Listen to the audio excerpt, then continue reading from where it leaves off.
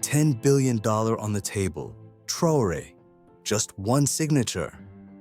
Chinese official Wei Lu's voice echoed in the palace meeting room. The other Chinese delegates nodded in approval. We will make Burkina Faso China's biggest African partner. Roads, dams, hospitals. Everything you dream of will happen. Ibrahim Traoré slowly raised his water glass and took a sip. His face showed no emotion. His advisors held their breath. Was it possible to say no to so much money?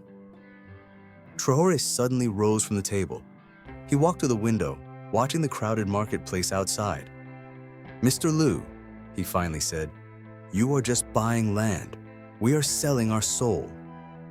Lu's face froze. This is a big mistake, Mr. President. You will face the consequences of rejecting our offer. The air in the meeting room was as heavy as steel. Burkina Faso's top ministers looked at each other in shock. $10 billion, several times the country's annual budget. Even they hadn't thought Traoré would reject this offer. Wei Lu stood silent for a moment, perhaps thinking he had misheard. Then he spoke again, this time in a calmer, almost paternal tone.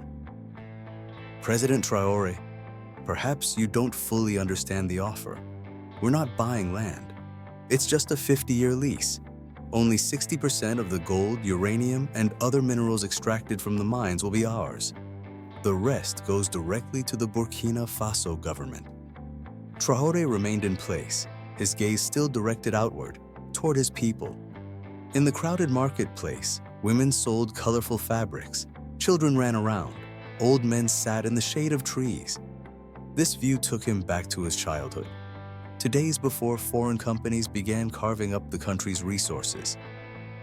Mr. Lu, we have just gained our independence. We have just broken the yoke of colonizers. The West exploited us for years. Now we don't want to experience the same thing under a different country, a different flag. Lu impatiently struck the table. President Traoré, don't you see the difference between China and the West? We offer equal partnership. Win-win. Interior Minister Ahmed Ouedraogo broke his long silence and joined the conversation. Mr. President, perhaps we could reconsider the details of the offer. 25 years instead of 50? Traoré turned his gaze to his minister. Ouedraogo had been the most excited when the Chinese offer first came. He had seen new roads, schools, hospitals, but what Traoré saw was different. Minister, I want to ask you something, said Traoré, addressing everyone in the room. Have you ever visited Thomas Sankara's grave? The ministers looked at each other in confusion. Sankara, Burkina Faso's legendary leader, had transformed the country in the 1980s, but was killed in a coup. Do you know what's written on Sankara's tombstone? Homeland or death, we will win. The homeland is not for sale, Mr. Lu, and it won't be during our time. Lu was beginning to lose control. President Traoré, this emotional romanticism won't feed your country. It won't pave your roads. It won't educate your children. A slight smile appeared on Traoré's face. You're right. Emotional romanticism can't do these things. But keeping control of our own resources can. Traoré reached for the file on the table and slowly opened it. He pulled out a report. This is a report prepared by our Ministry of Economy. In the last 2 years, after nationalizing our gold mines, our revenue increased by 180%. We built 2 new hospitals. We opened 30 schools. And we did it without taking on foreign debt. Lu looked at the report with suspicion, as if questioning its authenticity. This growth is impressive, yes, he said in a diplomatic tone. But it's not sustainable. You need advanced technology to operate the mines. And this technology, Lu spread his hands. We have it. Mining Minister Fatima Kinda quietly cleared her throat. Actually, Mr. Lu, we've purchased new equipment from South Africa, and we've started training programs for our local engineers. You have concerns about sustainability. but we're producing solutions." The expression on Lu's face hardened. Another member of the Chinese delegation whispered something in his ear. Lu nodded and then turned to Traoré. "President Traoré, I advise you to reconsider your decision. China has many partners in Africa. One country's rejection won't stop us, but it could harm your economy." Traoré finally returned to his desk. His voice was calm but authoritative. "Mr. Lu, we're looking for relationships based on mutual respect, not threats. We're happy to trade with China. We can buy your products. But giving control of our lands, whether you call it leasing or something else, is unacceptable." Lu's voice suddenly hardened. "President Traoré, the government before you had reached an agreement with us. The documents were ready, only the signature was missing. The previous government is no longer in office, Mr. Lu. Now we are sitting here, at this table, and our answer is no." The Chinese delegate rose from the table, signaling his team to leave. As he moved toward the meeting room door, he turned one last time. "You trust the promises the West gives you, but they exploited you for centuries. We are different." Traoré stood up, looking directly into Lu's eyes. "No, Mr. Lu, you are not different. You just carry a different flag." After the Chinese delegation left, a heavy silence reigned in the room.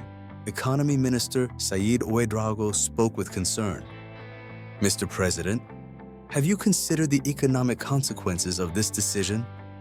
China is one of our biggest trading partners. They buy our goods." Traoré nodded. "Yes, I have thought about it. And despite China's threats, I know they won't completely cut off trade. They need our gold, our uranium too. But the terms will be our terms." Mining Minister Fatima Kinda supported him. "The president is right. We can continue to trade with China, but without giving control of our resources." After the meeting dispersed, Traoré's special advisor, Omar Sawadogo, entered the president's office. He had new information. "Mr. President, there are messages from Mali and Niger. Both countries report that they have rejected similar Chinese offers. They've heard about your stance." Traoré smiled slightly. "Not my stance, Omar. Our stance. Africa's stance." "Yes, Mr. President. But what will the consequences be? China has the power to make economic retaliation." Traoré went to the window, looking again at the marketplace outside.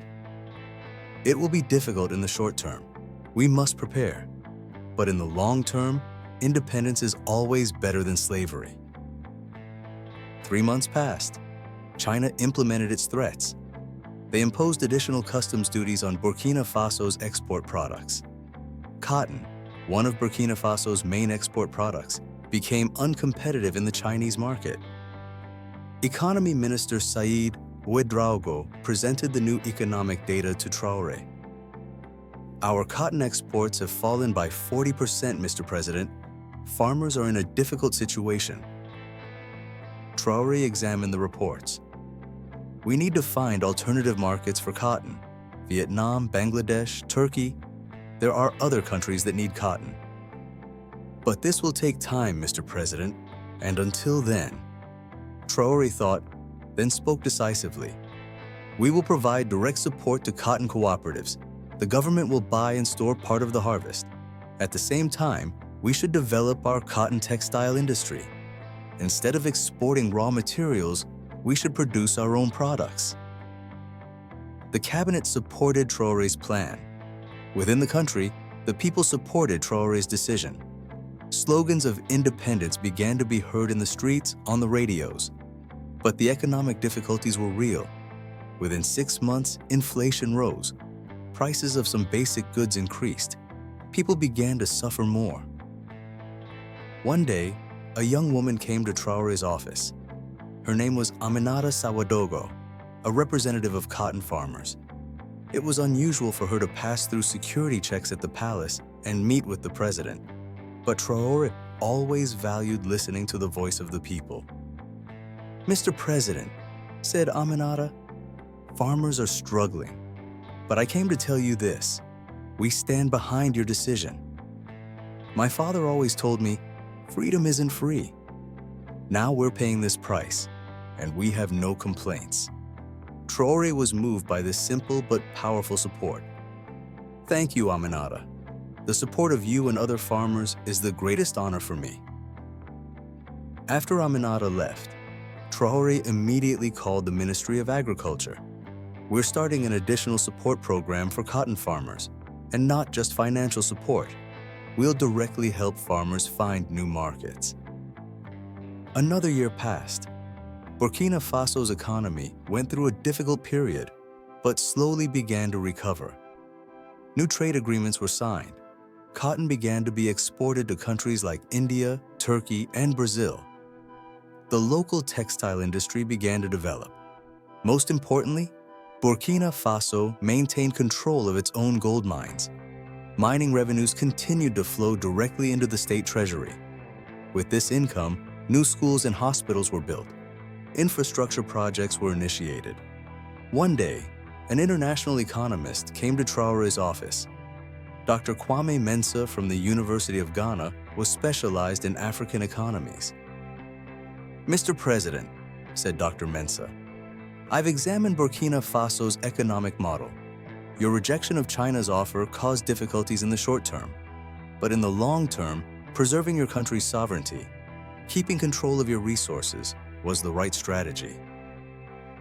Thank you, Dr. Mensah, but it wasn't easy to explain this to the people.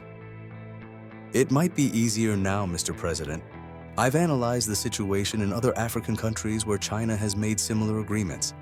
Yes, infrastructure improved in the early years, but 10 years later, these countries' economic independence is almost completely lost. Control of their resources is in foreign hands. Traoré nodded. This is what Thomas Sankara taught us. Africa's true independence passes through its economic independence. After Dr. Mensah left, a surprise visitor came to Traoré's office, the new Chinese ambassador, Xiaoming Chen. Mr. President, said Chen, with a traditional Burkina Faso greeting gesture, I first want to present my respects to you. Traoré diplomatically bowed his head. Welcome, Ambassador Chen. We are pleased to see you in Burkina Faso. Chen got straight to the point. 2 years ago, my predecessor had a meeting with you. He presented an investment offer. Yes, I remember. That offer is no longer on the table, said Chen. However, I've come with a new approach. Beijing is rethinking relations with Burkina Faso, perhaps on the basis of equal partnership. Traoré's gaze wandered over the ambassador's face. Equal partnership, yes. This was always what we wanted. Our engineers can work in your mines. We can make technology transfers, but the mines remain under your control. Traoré evaluated this new approach. This is an interesting offer, Ambassador Chen. I would be pleased to see the details. Of course, Mr. President. And also, we can offer new trade agreements for cotton. When the meeting ended, Traoré's advisor Omar Sawadogo asked, Mr. President, will you really consider this new offer? Traoré smiled. Yes, Omar. But this time, we will set the terms. 2 years ago, China tried to dominate us. Now they know we can say no. Outside, in the streets of Ouagadougou, life had returned to its normal flow. In the marketplace, women were still selling colorful fabrics. Children were still going to their schools. Old men were still sitting in the shade of trees. But now there was a difference. These people were living in a country that maintained control of its own resources. As Traoré watched this scene from his office window, he remembered Thomas Sankara's words, "Homeland or death, we will win." These words were not just a slogan, but a philosophy of life. And Traoré, on that day when he rejected China's $10 billion offer, had remained faithful to this philosophy. Some things are more valuable than money, Omar, he said to his advisor. Freedom is one of them. Burkina Faso's story also inspired other African countries. Countries like Mali, Niger, even Ghana began taking similar steps to take control of their own resources. The spirit of Pan-Africanism was being revived on the continent. And all this began with a leader showing the courage to say no to $10 billion.